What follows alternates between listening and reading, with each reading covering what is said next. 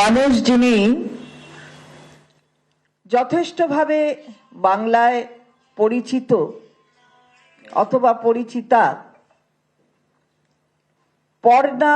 পার্নো মিত্রকে আমরা আমাদের দলের সঙ্গে সংযুক্ত করছি, কারণ পার্নো মিত্র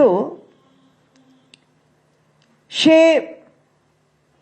মাননীয় মুখ্যমন্ত্রী মমতা বন্দ্যোপাধ্যায় তার কাজের প্রতি আকৃষ্ট হয়ে আমাদের দলে আসার কথা জানিয়েছিলেন এবং মাননীয় মুখ্যমন্ত্রী আমাদের দলের সর্বোচ্চ নেত্রী তিনিও দলকে নির্দেশ দিয়েছেন যে পার্নো মিত্রকে দলে সংযুক্ত করার।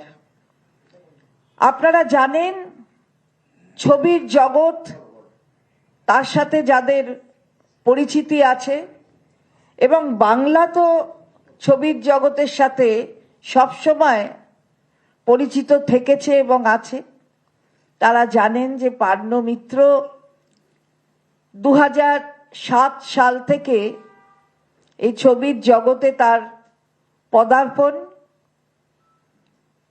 এবং সেখান থেকে আজ পর্যন্ত 40-এর ওপর ছবি তার করার সুযোগ হয়েছে।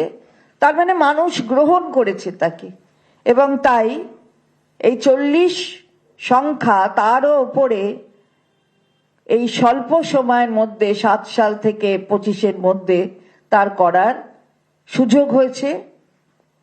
রঞ্জনা আমি আর আসবো না, এটা দিয়ে তার শুরু এবং পথ চলছেই কিন্তু, এবং আমাদের বিশ্বাস আগামী দিনও খুব ভালোভাবে নিজেকে তার নিজের ক্ষেত্রে প্রতিষ্ঠিত করতে পারবে। সঙ্গে সঙ্গে মানুষের জন্য যে কাজ, মানুষের পাশে থাকার কাজ, একজন নাগরিক হিসাবে যেটা তার মূল কর্তব্য, সেই কর্তব্য সম্পর্কেও সচেতন পার্নো।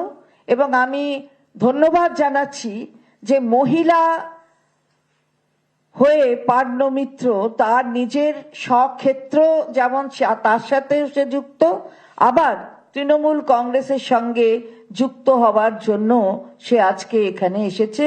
তৃণমূল মহিলা কংগ্রেসের পক্ষ থেকেও আমরা তার প্রতি ধন্যবাদ জ্ঞাপন করছি, কারণ আমাদের মাননীয় নেত্রী যেভাবে মহিলাদের আরো বেশি সশক্তিকরণের লক্ষ্যে তার কাজ করেন, পার্নো কিন্তু তাতে আকৃষ্ট হয়ে আমাদের এখানে আজকে এসেছে। তাই এরপর আমি আমাদের সহ সভাপতি, আচ্ছা জয়েন্টটা আমরা করিয়ে দিই, তারপরে আপনাদের কাছে আরো আমাদের সহ সভাপতি এবং পার্নো বলবে।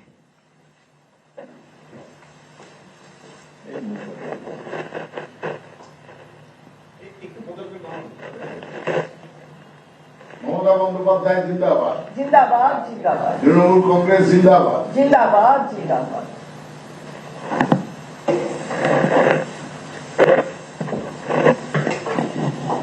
এবার আমি অনুরোধ করব আমাদের মাননীয় সহ সভাপতি, তিনি দু এক কথা বলবেন।